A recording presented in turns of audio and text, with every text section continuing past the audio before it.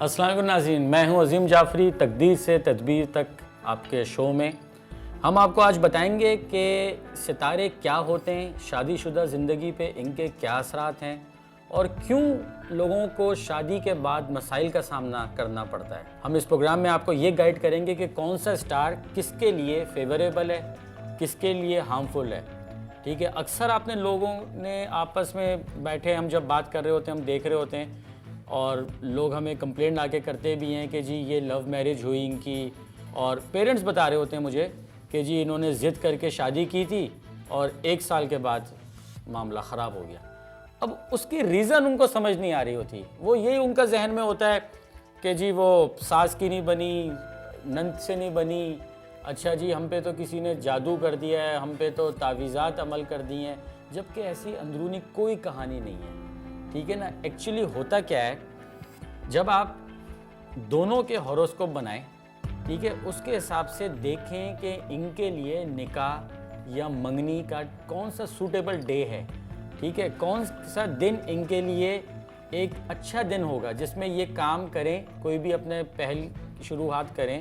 مثال کے طور پہ منگنی ہے، اچھا منگنی ہو چکی ہے، انگیجمنٹ ہو چکی ہے، آپ شادی پہ جا رہے ہیں، تو اس کا پہلا آپ کی ابتدا ہوتی ہے مائیوں سے، مہندی سے، پھر بارات، پھر ولیمہ۔ تو آپ ایک جو اس کی بگننگ ہے، ٹھیک ہے، وہ ایک تو نمبر 1 اچھے ڈے پہ رکھیں۔ اب آپ کے ذہن میں اس وقت یہ سوال آ رہا ہوگا کہ عظیم صاحب یہ اچھا دن 7 دن یہ کیا ہے؟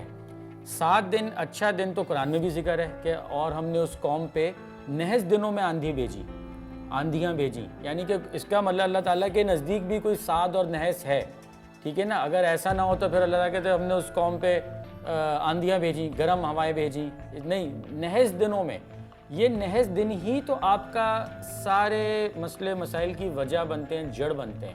ہم یہ چاہ رہے ہیں کہ یہاں بیٹھ کے ہم یہ نہ کہیں کہ نہیں اس سے شادی نہیں کریں، نہیں یہ تو لڑکی آپ کے لیے غلط ہے اور یہ ہو جائے گا وہ ہو جائے گا۔ سب اللہ کا شکر سب صحیح ہے۔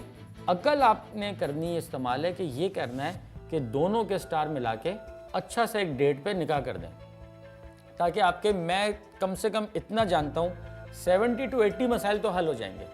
اس کے بعد ہم نیکسٹ گائیڈ کریں گے، شادی ہو گئی، اچھا اب آپ کہیں کہ جی شادی ہو گئی ہے، تھوڑے سے مسئلے تو ہو رہے ہیں، پھر ہم نے بیٹھ کے آپ کو یہ بتانا ہے کہ جو آپ کا ہاروسکوپ تھا اس کے حساب سے آپ کے کیا گھر کی ڈائریکشن ہے۔ بچی یہاں خوش تھی، گھر جا کے سسرال جا کے کیوں پریشان ہے، ٹھیک ہے۔ ہم یہ نہیں کہہ سکتے یہاں بیٹھ کے کہ جی آپ گھر تبدیل کر لیں، ٹھیک ہے، مگر ہم یہ ضرور گائیڈ کر سکتے ہیں تو وہ جو دولہا دلہن کا ایک روم ہوتا ہے، کمرہ ہوتا ہے، اس کی ڈائریکشن آپ چینج کر لیں۔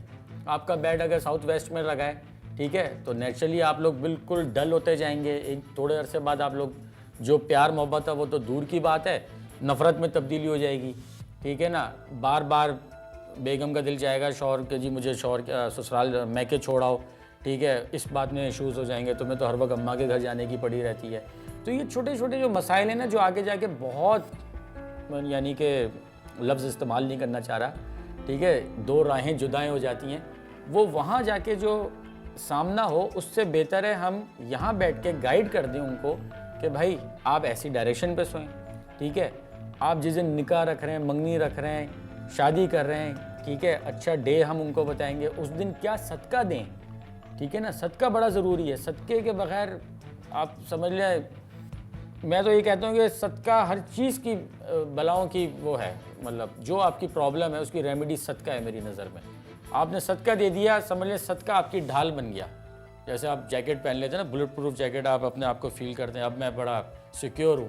میری ذات سے، میری مطلب سوچ سے صدقہ آپ کا ایسا ہے کہ بس اب میں سیف ہو گیا، یہاں پر کانسیپٹ ہی نہیں ہے، ٹھیک ہے نا۔ ہاں جی ہم تو یہ کر دیتے ہیں وہ کر دیتے ہیں، نہیں، ستاروں کا صدقہ کون سا ہے، مرکری کا کون سا ہے، مارس کا کون سا ہے، سیٹن ہے زحل ستارہ اس کا کون سا ہے، وینس ہے شادی کا ستارہ اس کا کون سا ہے، آپ اس کی ریمیڈی کریں، پھر آپ دیکھیں اس کے بینیفٹس آپ کو کیسے ملیں گے۔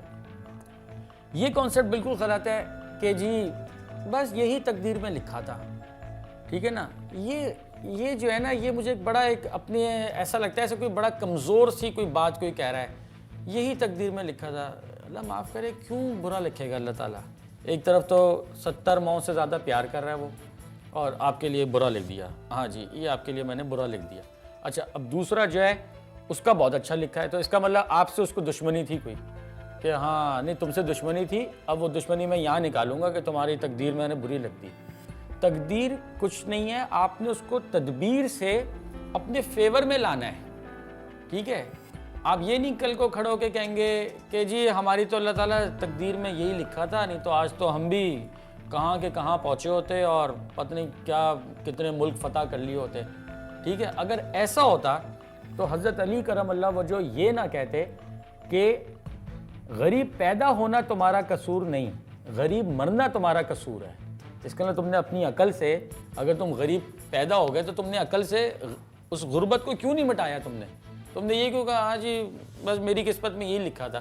کتنی آپ کو مثالیں آپ کو دنیا میں ملیں گی، زیرو سے اسکریچ سے انہوں نے سٹارٹ کی اپنی لائف اور کہاں جا کے وہ ملینئر بلینئر بن کے زندگی سے گئے، دنیا سے گئے۔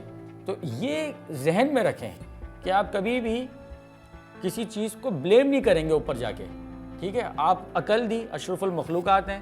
بڑے بہترین ایک اس پہ یاد آیا قصہ، کسی کو سوال کیا کسی نے کہ یار وہ مجھے ایک نجومی کے پاس جانا ہوا میرا، پرانے وقتوں کی بات، تو اس نے کہا جی تمہارا بیٹا مر جائے گا، ٹھیک ہے نا؟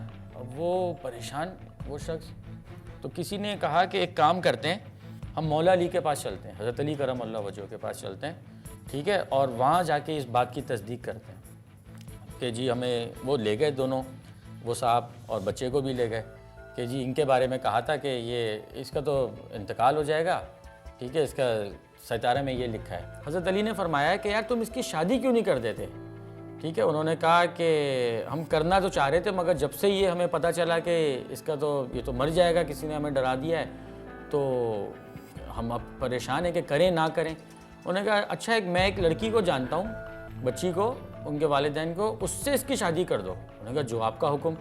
جناب شادی ہو گئی، بچے ہو گئے، اس آدمی کا گزر ہوا وہاں وہی نجومی اس کو ملا۔ انہوں نے کہا تیرے بیٹے کا کیا حال ہے بھائی بتا؟ اس نے کہا وہ تو صحیح ہے اللہ کا شکر، بچے بھی ہو گئے اس کے۔ انہوں نے کہا ہیں؟ انہوں نے کہا ہاں، کہ تم تو مجھے ڈرا رہے تھے وہ تو مر جائے گا، یہ ہو جائے گا۔ انہوں نے کہا اچھا۔ انہوں نے کہا تم نے کیا ایسا کام کیا ہے؟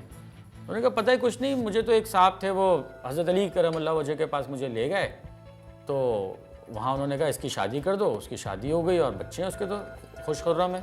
انہوں نے کہا مجھے بھی لے چلو۔ انہوں نے کہا چلو، ہاتھ پکڑا، اس کو لے گئے اور فرمایا کہ جی یہ تھا جو مجھے وہ ڈرا رہا تھا شخص۔